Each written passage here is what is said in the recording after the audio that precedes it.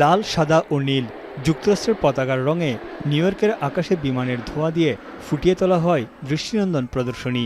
দেশটির স্বাধীনতার ২৫০ বছর পূর্তি ঘিরে চোখ জোড়ানো এই আয়োজন সেলফোর্থ 250 সামুদ্রিক উদযাপনের অংশ, যার মধ্য দিয়ে স্মরণ করা হয়েছে ২৫০ বছর আগে ফিলাডেলফিয়ায় স্বাক্ষরিত স্বাধীনতার ঘোষণাপত্রকে।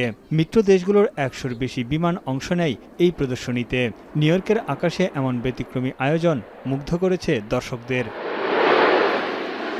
নিউ ইয়র্ক হারবারের একটি অনুষ্ঠানে যোগ দেন মার্কিন ভাইস প্রেসিডেন্ট জেডি ভ্যান্স, যা আয়োজন করা হয় ইউএসএস কেয়ারসার্চ নামের একটি সামরিক জাহাজের ডেকে। বিশেষ বিমানে করে সেখানে উপস্থিত হন তিনি। জাহাজের উপর তৈরি করা হয় মঞ্চ, পেছনে সুউচ্চ জাহাজগুলোর মহড়া চলছে। মঞ্চে উঠে সমবেত জনতার উদ্দেশ্যে ভ্যান্স বলেন, আজকের যুক্তরাষ্ট্র গঠনে নিজ নিজ জায়গা থেকে প্রত্যেকেই অবদান রেখেছেন। Our role to play in creating 250 years of a proud American story.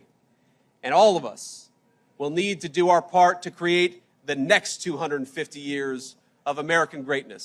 সারা বিশ্ব থেকে সুউচ্চ জাহাজ ও পালতোলা নৌযানগুলো একে একে প্রবেশ করে নিউ ইয়র্ক বন্দরে, যেখানে অংশ নেয় যুক্তরাষ্ট্র ও তার মিত্র দেশের সামরিক জাহাজ ও বিভিন্ন নৌযান।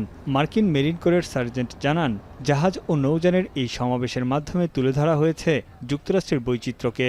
জাহাজগুলো দেখতে বিশাল মানুষের সমাগম ঘটেছিল।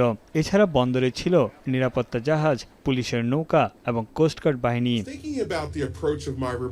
এদিকে স্বাধীনতার ২৫০তম বার্ষিকী উদযাপন হিসেবে ভিন্নধর্মী এক আয়োজন করেছে ফিলাডেলফিয়া শহর।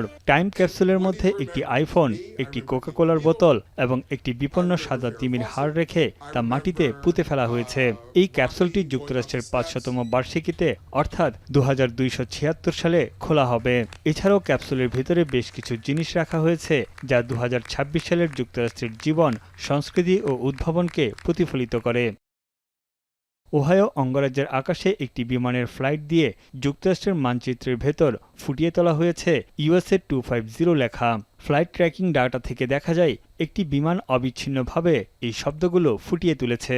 এই কাজটি সম্পন্ন করতে লেগেছে ৬ ঘন্টারও বেশি সময়। তানভীর জনি, এখন বিশ্ব।